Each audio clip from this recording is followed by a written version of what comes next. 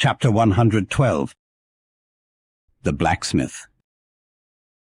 Availing himself of the mild, summer-cool weather that now reigned in these latitudes, and in preparation for the peculiarly active pursuits shortly to be anticipated, Perth, the begrimed, blistered old blacksmith, had not removed his portable forge to the hold again after concluding his contributory work for Ahab's leg, but still retained it on deck, fast lashed to ring bolts by the foremast, being now almost incessantly invoked by the headsman and harpooneers and bowsmen to do some little job for them, altering or repairing or new shaping their various weapons and boat furniture. Often he would be surrounded by an eager circle, all waiting to be served, holding boat spades, pike heads, harpoons and lances, and jealously watching his every sooty movement as he toiled.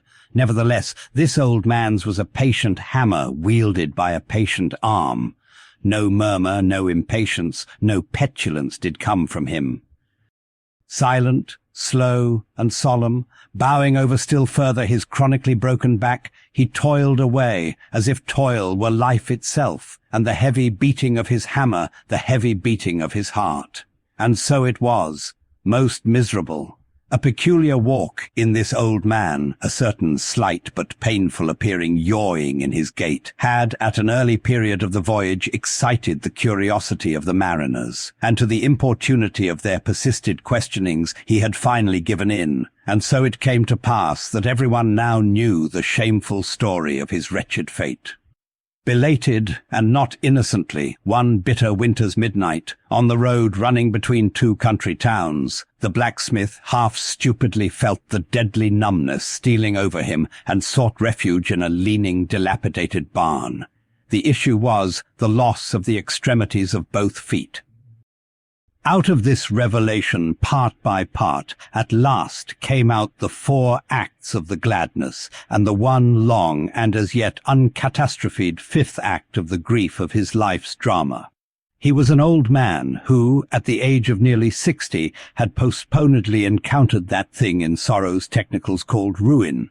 He had been an artisan of famed excellence, and with plenty to do, owned a house and garden, embraced a youthful, daughter-like, loving wife, and 3 blithe, ruddy children. Every Sunday went to a cheerful-looking church planted in a grove, but one night, under cover of darkness and further concealed in a most cunning disguisement, a desperate burglar slid into his happy home and robbed them all of everything. And darker yet to tell, the blacksmith himself did ignorantly conduct this burglar into his family's heart. It was the bottle conjurer. Upon the opening of that fatal cork, forth flew the fiend and shriveled up his home.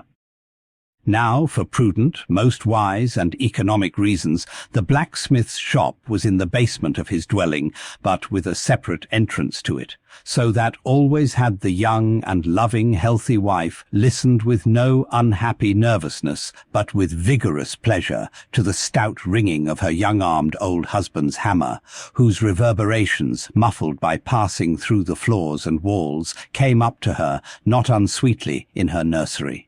And so, to stout labour's iron lullaby, the blacksmith's infants were rocked to slumber. O woe on woe! O death! Why canst thou not sometimes be timely? Hadst thou taken this old blacksmith to thyself ere his full ruin came upon him, then had the young widow had a delicious grief, and her orphans a truly venerable legendary sire to dream of in their after years, and all of them a care-killing competency. But death plucked down some virtuous elder brother, on whose whistling daily toil solely hung the responsibilities of some other family, and left the worse than useless old man standing till the hideous rot of life should make him easier to harvest. Why tell the whole? The blows of the basement hammer every day grew more and more between, and each blow every day grew fainter than the last.